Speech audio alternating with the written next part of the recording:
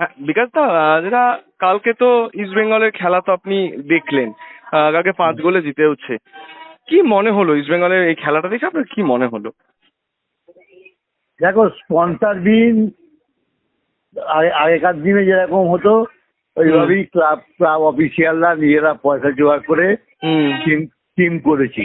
হুম মানে যা টিম করেছে, মানে আমার খেলা দেখে যা মনে হলো, যা টিম করেছে আমরা এবছর ভালো খেলবো, এটুকু আমাদের কনফিডেন্স আছে।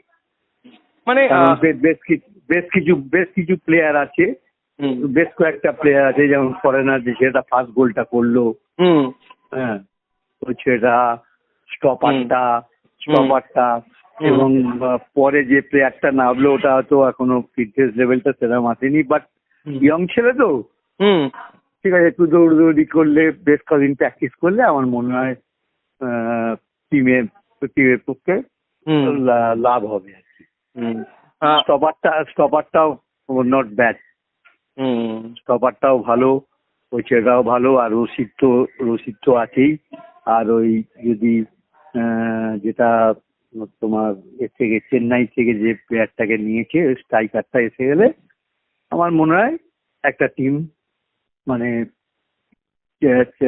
চ্যাম্পিয়নশিপের দাবিদার থাকবে। বিকজ আরেকটা জিনিস, এই যে ক্রিস যে নতুন প্লেয়ারটা যে জেমি ম্যাকলারেনের সাথে অস্ট্রেলিয়াতে খেলেছে, সে কালকে নেমেছিল, একটা অ্যাসিস্টও করেছে। ওই যে বাঁদিক থেকে হ্যাঁ খেলছিল, হ্যাঁ হ্যাঁ হ্যাঁ, ওকে ওই কেমন ছেলেটার কথাই বুঝলে? বলছি। ওকে কেমন বুঝলে? ওকে দেখো, এখন সেরকম পরীক্ষার মুখে পড়েনি হুম এখনো, তবে খেলার ইয়ং ছেলে আছে, হুম আমার মনে হয় হাওয়ার্ড ওকে ঠিক তৈরি করে নেবে আর কি। আচ্ছা বল ধরা ফরা, ডচ ফচ, ও নট ব্যাড, খারাপ না। হুম আর তার মানে একদম সেই আগে যেমন সব প্লেয়ার নিয়ে আসতো, বুড়ো হাবলা ছাবলা প্লেয়ার, এইসব প্লেয়ার তার থেকে বেটার। এবং টিম যা হয়েছে মোটামুটি ইন্ডিয়ান প্লেয়ার এবং ফরেন প্লেয়ার মিলিয়ে যা টিম হয়ে গেছে, হুম আমরা যে কোনো টিমের সাথে লড়াই করার সামর্থ্য রাখতে পারি। আর বিকজ আরেকটা জিনিস, এই যে এখনো পর্যন্ত যে কটা ম্যাচ ইস্ট বেঙ্গল খেললো, কালকে তো গ্রুপের লাস্ট ম্যাচ খেললো, এই জায়গায় দাঁড়িয়ে তোমার কি মনে হয় এখনো ইস্ট বেঙ্গলের কোন জায়গাটা একটু ঠিক করা দরকার, কোন জায়গাটুকু? দেখো, সব পজিশনই মোটামুটি সবই ভালো আছে। হুম একটা ভালো সেন্ট্রাল ডিফেন্ডার ভালো, হুম একটা দুটো ইন বিটুইন টু স্টপারের মাঝখানে হুম একটা ভালো প্লেয়ার দরকার।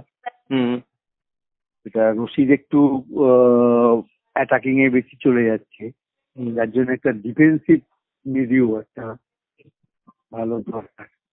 ডিকসন চালিয়ে দিয়ে যাচ্ছে, ডিকসনেও এক্সপিরিয়েন্স আছে, মোটামুটি চালিয়ে দিয়ে যাচ্ছে, কিন্তু তোমার বিশেষ করে বলছি বড় ম্যাচ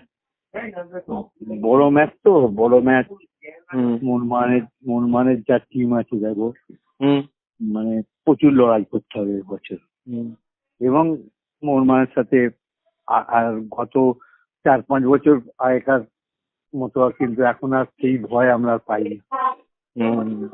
এখন আমরা যা টিম আছে মোটামুটি আমরা লড়াই করতে পারবো হুম আর এই জায়গায়। বিকজ আরেকটা প্রশ্ন, মানে প্রথম ডার্বিতে তো ইস্ট বেঙ্গল পারেনি, যদি পরবর্তীতে আবার যদি জোড়া নেই, কারণ আবারও তো ডার্বি হওয়ার সম্ভাবনা। প্রথম ডার্বিটাকে দেখ, আমরা পৃথিবীর যে কোনো টিমের কাছে হারিয়ে আমাদের কষ্ট হয় না, আমরা মোহনবাগানের কাছে হারলে আমাদের কষ্ট হয়, তো সবসময় কষ্ট হয়, কষ্ট লেগেছে, কিন্তু বাট আমরা সেরকম ভাবে মানে মানে দুঃখ পাইনি। তার কারণ আমরা 2-3 দিন প্র্যাকটিস করে, দুটো টিমই 2-3 দিন প্র্যাকটিস করে ম্যাচটা যা হয়েছে বেশ ভালোই উপভোগ্য ম্যাচ হয়ে গেছে। ঠিক আছে, ওরা গোল করে দিয়েছে, হেরে গেছি, কিন্তু এই হারে কিন্তু আমাদের কোনো দুঃখ নেই। ঠিক আছে বিকাশ দা, থ্যাংক ইউ।